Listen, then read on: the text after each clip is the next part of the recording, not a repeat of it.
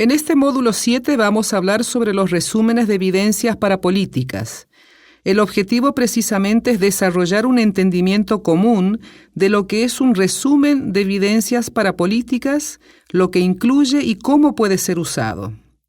Entonces, nuestros objetivos serán hablar sobre qué es estos resúmenes de políticas, la estructura del documento en sí mismo y las preguntas a considerar al preparar o evaluar un resumen de evidencias para políticas.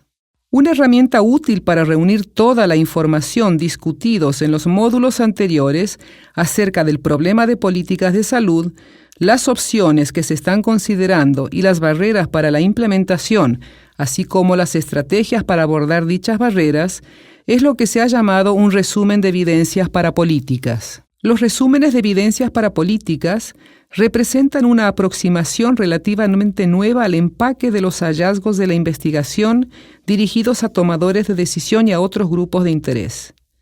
El punto de partida es un tema de política de salud más que la evidencia identificada o producida respecto a un área determinada. Una vez que un tema de política es clarificado y priorizado, el foco está en encontrar el rango completo de evidencia relevante para los distintos aspectos de él.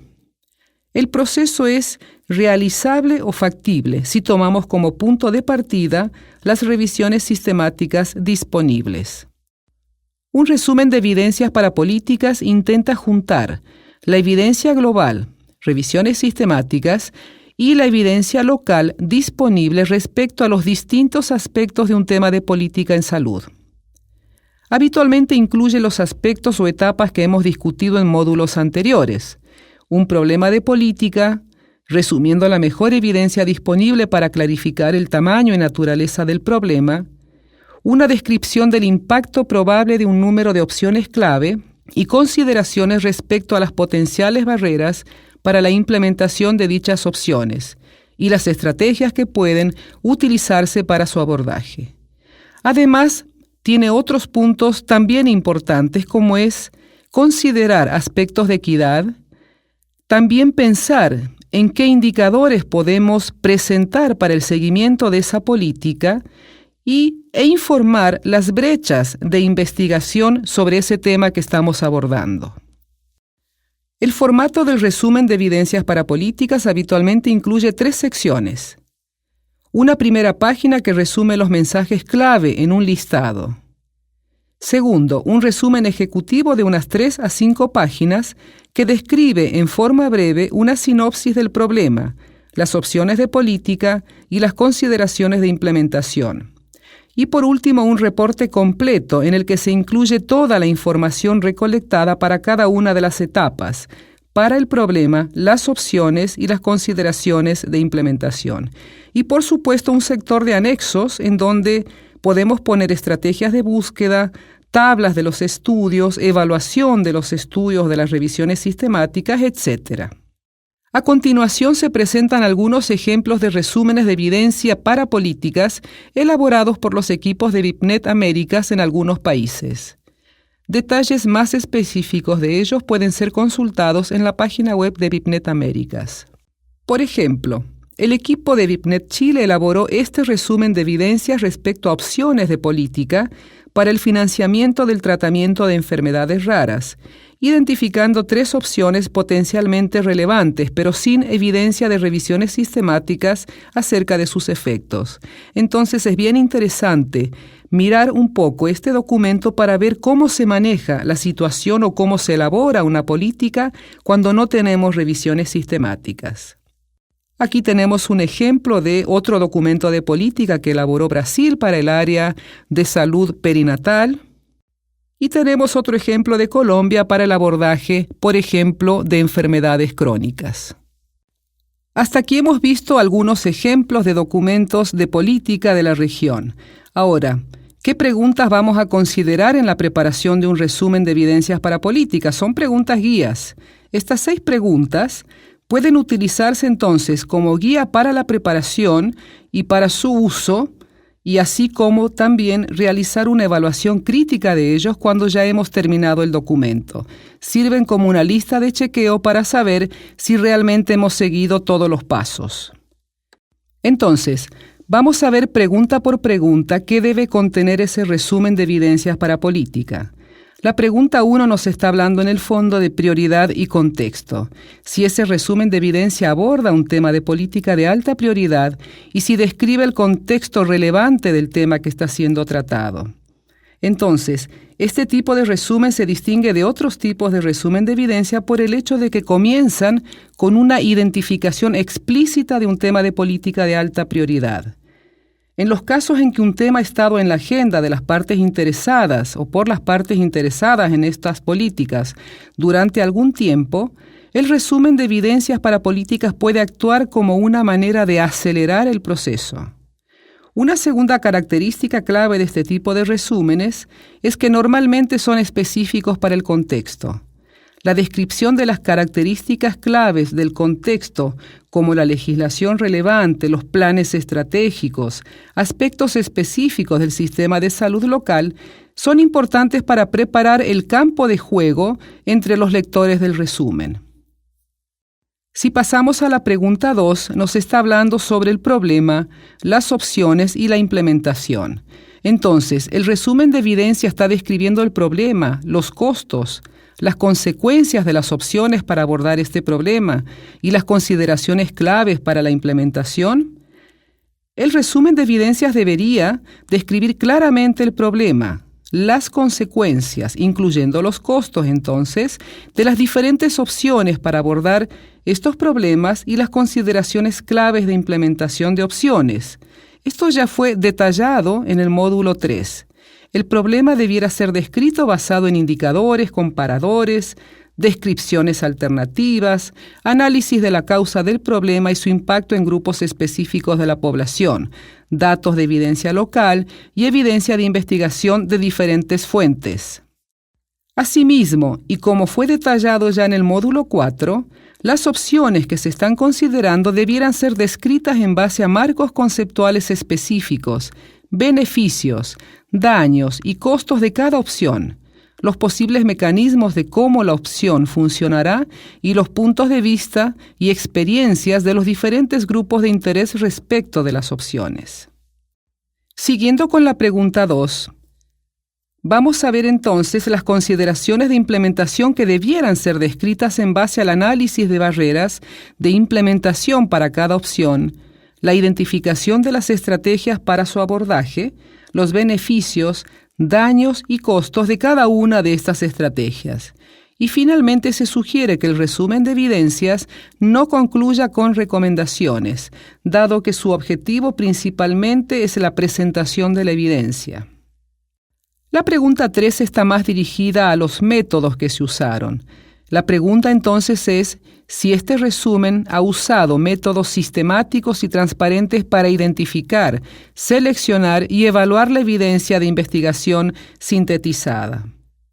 Aunque el lenguaje de investigación utilizado en la redacción del resumen de evidencia debería reducirse al mínimo, dado que la mayoría de los lectores no estarán familiarizados con dicho lenguaje, los métodos utilizados debieran ser igualmente descritos en forma precisa, sea en el mismo texto del resumen o en un apéndice, y debe incluir los detalles de las bases de datos donde se realizó la búsqueda, la referencia a las diferentes listas de chequeo utilizadas para evaluar la calidad, aplicabilidad y otros aspectos de las revisiones sistemáticas y la evidencia local utilizada. La pregunta 4 nos habla fundamentalmente de calidad, aplicabilidad local y equidad. Entonces, nos debemos preguntar si este resumen tiene en cuenta las consideraciones de equidad, su aplicabilidad local y la calidad cuando se ha discutido la evidencia o esta síntesis de evidencia. Entonces, la evidencia presentada en este resumen, sea de revisiones sistemáticas o evidencia local o una combinación de ambas, puede ser altamente confiable o no. Sus hallazgos pueden ser o no aplicables a un determinado contexto y pueden o no darle importancia al impacto de las opciones sobre grupos vulnerables o en situación de vulnerabilidad. Por ello es importante que dicha evidencia sea descrita considerando en cierto detalle dichos aspectos y además describa las potenciales brechas existentes en la evidencia de manera que puedan ser abordados a través de la evaluación y/o monitoreo de las opciones cuando éstas sean implementadas. Nuestra pregunta 5 nos habla del formato de clasificación de entradas. ¿Y qué es esto? Hay distintos formatos de resúmenes de evidencia. Idealmente deberían permitir que los responsables de toma de decisiones y otros lectores examinen los mensajes clave rápidamente, con el fin de determinar si estos corresponden a un tema de política relevante para su contexto particular que garantice la lectura después de todo el documento. Y para ello es útil redactar el documento en lo que se ha llamado un formato de clasificación de entradas, ya sea en 2 o 3 niveles, como los presentados, por ejemplo, en esta diapositiva.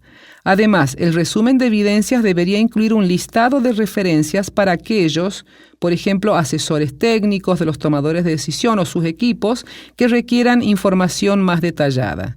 Y así podemos tener formatos de 2 niveles, por ejemplo, 1.12, que significa una página de mensajes claves y 12 páginas del reporte completo, o un formato de 3 niveles como es el que usamos en EBIPNET en las Américas, 1.325, en donde 1 es una página de mensajes clave, 3 páginas de resumen ejecutivo y un reporte completo de unas 25 páginas. Por último, la 6ª pregunta nos habla del proceso de revisión. Los resúmenes de evidencias para políticas deben cumplir estándares relacionados tanto a la calidad científica como a su relevancia. Para garantizarlo, el proceso de revisión debiera involucrar al menos un tomador de decisiones, un representante de un grupo de interés y un investigador.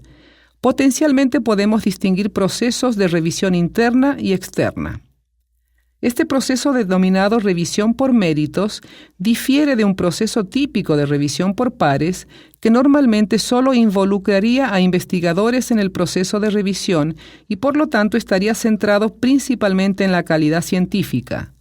El involucramiento de los tomadores de decisión y otros grupos de interés puede ayudar a garantizar la relevancia del resumen para el sistema de salud. Otras consideraciones que podemos también hacer. El resumen de evidencia puede captar potenciales lectores.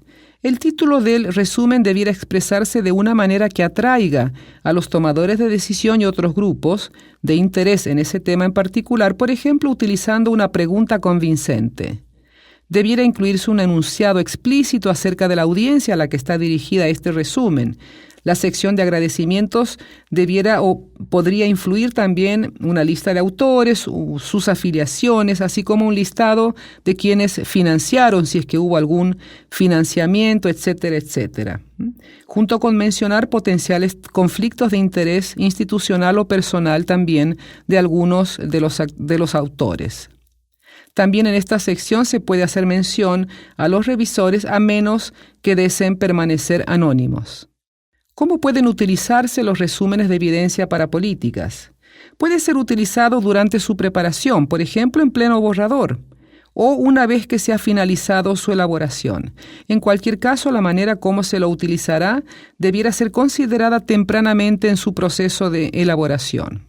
Existen diferentes grados en el cual estos resúmenes pueden ser utilizados en el proceso de formulación de políticas. Si el objetivo es informar a grupos de interés, estrategias enfocadas hacia la diseminación de sus contenidos a través de medios de comunicación masivos o presentaciones cara a cara son alternativas que debieran considerarse. Si lo que se pretende es consultar a grupos de interés, las alternativas posibles podrían ser la solicitud de comentarios escritos, sesiones de preguntas y respuestas, entrevistas, grupos focales, cuestionarios, audiencias públicas, etc. En el caso de requerir un mayor grado de involucramiento de los grupos de interés, los procesos de consenso, las reuniones bilaterales o diálogos deliberativos son estrategias en donde pudieran ser utilizados. Dada su relevancia para el trabajo de los equipos de EBIPNET, destacamos el rol de los diálogos deliberativos, los cuales serán el foco del módulo 9 de este curso.